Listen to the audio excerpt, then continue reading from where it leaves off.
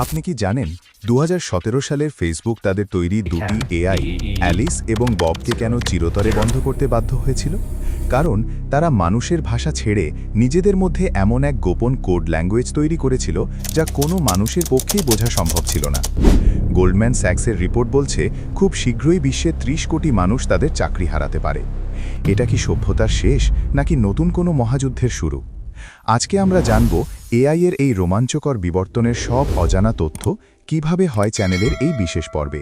আজকে আমরা জানব আর্টিফিশিয়াল ইন্টেলিজেন্স কিভাবে তৈরি হয়েছে, এআই এর পূর্ণাঙ্গ ইতিহাস। 1811 যন্ত্রের বিরুদ্ধে মানুষের প্রথম যুদ্ধ। 1950 আধুনিক এআই এর জনকদের গল্প।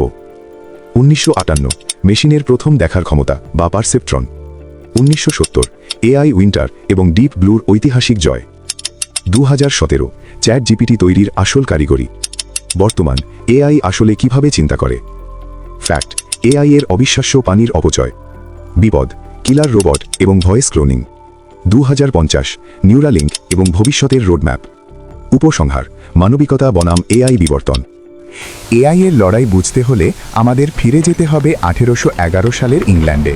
শিল্প বিপ্লবের সেই সময়ে যখন বড় বড় টেক্সটাইল মেশিন মানুষের জায়গা নিতে শুরু করলো, তখন নেড লুডের নেতৃত্বে একদল শ্রমিক বিদ্রোহ শুরু করে। ইতিহাসে এদের লুডাইট বলা হয়। তারা হাজার হাজার মেশিন হাতুড়ি দিয়ে ভেঙে চুরমার করে দিয়েছিল, কারণ তারা ভেবেছিল প্রযুক্তি তাদের ক্ষুধার্ত রাখবে। ব্রিটিশ সরকার এই বিদ্রোহ দমাতে হাজার হাজার সৈন্য পাঠিয়েছিল। সেই লড়াই আজও থামেনি, শুধু হাতুড়ির তাইগা নিয়েছে কিবোর্ড আর মাউস। আধুনিক এআই এর যাত্রা শুরু হয় 1950 সালে গণিতবিদ অ্যালান টিউরিংয়ের হাত ধরে। তিনি তার বিখ্যাত পেপার কম্পিউটিং মেশিনারি অ্যান্ড ইন্টেলিজেন্সে প্রথম টিউরিং টেস্টের ধারণা দেন। এর ঠিক 6 বছর পর 1956 সালে আমেরিকার ডার্টমাউথ কলেজে একটি ঐতিহাসিক কনফারেন্স অনুষ্ঠিত হয়। সেখানে বিজ্ঞানী জন ম্যাকার্থি প্রথমবারের মতো আর্টিফিশিয়াল ইন্টেলিজেন্স বা কৃত্রিম বুদ্ধিমত্তা শব্দটি ব্যবহার করেন। তার সাথে মার্ভিন মিন্সকি এবং হারবার্ট সাইমন তৈরি করেছিলেন বিশ্বের প্রথম এআই প্রোগ্রাম লজিক থিওরিস্ট।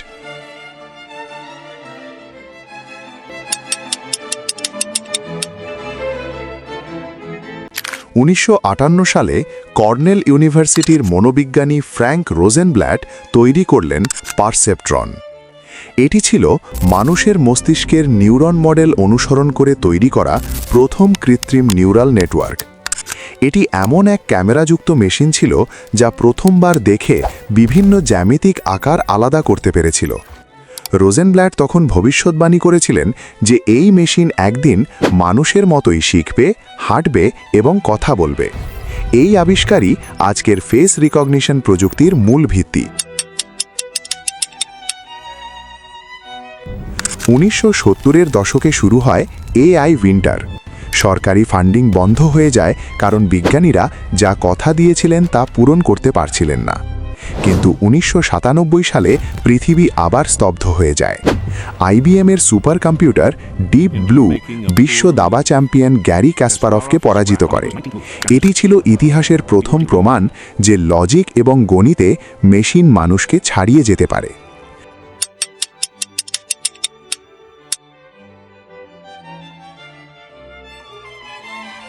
আজকের চ্যাট জিপিটি হুট করে আসেনি। 2017 সালে গুগলের একদল বিজ্ঞানী একটি গবেষণাপত্র প্রকাশ করেন, যার নাম ছিল attention is all you need. এখান থেকেই জন্ম নেয় ট্রান্সফর্মার আর্কিটেকচার। স্যাম অল্টম্যানের ওপেন এআই এই প্রযুক্তিকে ব্যবহার করেই চ্যাট জিপিটি তৈরি করেছে। এর পেছনের মূল রহস্য হল 4টি ধাপ। 1. Data collection. তারা পুরো ইন্টারনেটের কোটি কোটি আর্টিকেল এবং বই সংগ্রহ করেছে। 2. ট্রান্সফর্মার মগজ।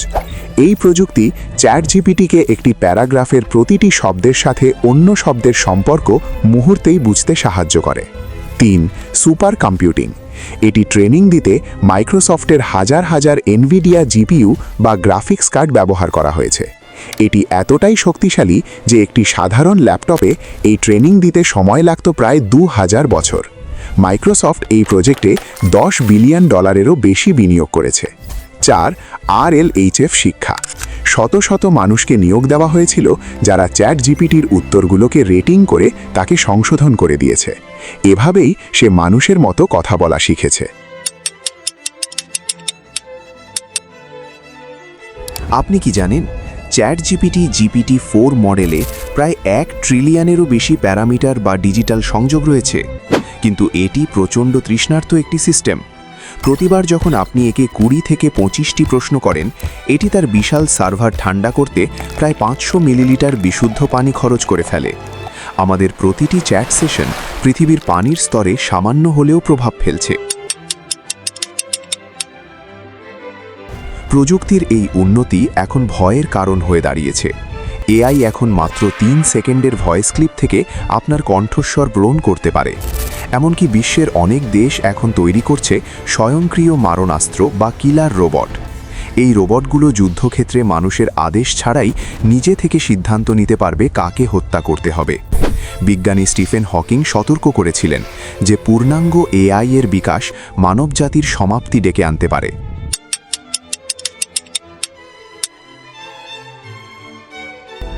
2050 সালে পৃথিবী কেমন হবে?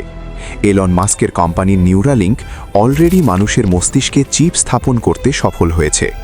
এর লক্ষ্য হল মানুষের মস্তিষ্কের সাথে কম্পিউটারকে সরাসরি জুড়ে দেওয়া। এর ফলে আপনি কোনো ডিভাইস ছাড়াই শুধু চিন্তা দিয়ে ইন্টারনেট ব্যবহার করতে পারবেন। কিন্তু এর ফলে কি আমরা আমাদের প্রাইভেসি আর মানবিকতা হারাবো? আমরা এমন এক সন্ধিক্ষণে দাঁড়িয়ে আছি যেখানে মেশিন আর মানুষের পার্থক্য ক্রমশ মুছে যাচ্ছে। এআই আমাদের শত্রু নয়, এটি একটি শক্তিশালী হাতিয়ার। তবে এটি আমাদের ধ্বংস করবে নাকি নতুন এক স্বর্গ তৈরি করবে তা নির্ভর করছে আমাদের ওপর। আপনার সৃজনশীলতা আর মানবিকতাই হবে এই এআই যুগে টিকে থাকার একমাত্র রক্ষা কবচ। ভিডিওটি ভালো লাগলে লাইক দিন এবং এমন আরও রহস্যময় তথ্য পেতে কিভাবে হয়েছে চ্যানেলটি সাবস্ক্রাইব করুন। ধন্যবাদ।